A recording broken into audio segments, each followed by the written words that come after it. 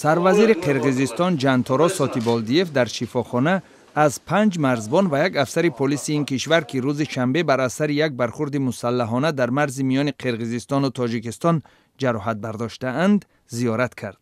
در طرف دیگری مرز تاجیکستان 2 مرزبان مجروح شدند. تاجیکستان و قرقیزستان یکدیگر را مسئول درگیری روز 11 ینور می‌نامند.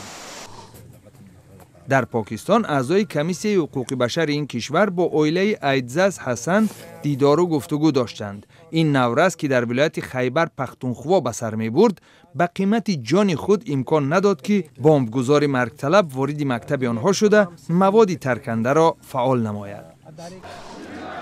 در نزد قرارگاه وزارت کارهای داخلی اوکراین صدها نفر با طلب استعفای وزیر ویتالی زاخارچنکو و دیگر مقامداران این نهاد جمع شدند. به عقیده اعتراضگران محض آنها فرمان تعقیب گردهمایی‌های اعتراضی را صادر کردند. اعتراضگران به طرف وزارت تنگه هوا داده تاکید کردند که این پول باید برای بدرقه نمودن زاخارچنکو به سیبیر مصرف شود.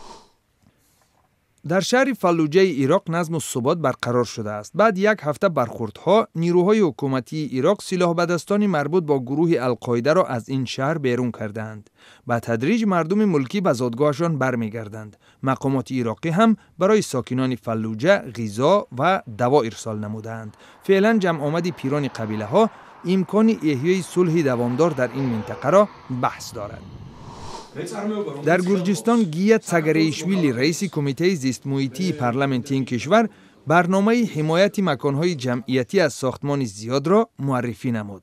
این اقدام زمان پیاده شده است که فعالان زیست محیطی گرجستان بر ضد ساختمان یک مهمانسرا در یکی از پارک‌های مرکزی پایتخت گرجستان معرکه اعتراضی پیاده کردند. در شهر بولگاری تاتارستان روسیه روزی مولود پیامبر دین اسلام برپا شد. پیشواهای اسلامی سراسر روسیه در این مراسم شرکت ورزیدند. پیش بینی می شود که هر سال در شهر بولگر تجلیل با تنتنه زادروز پیامبر دین اسلام برگزار خواهد گشت.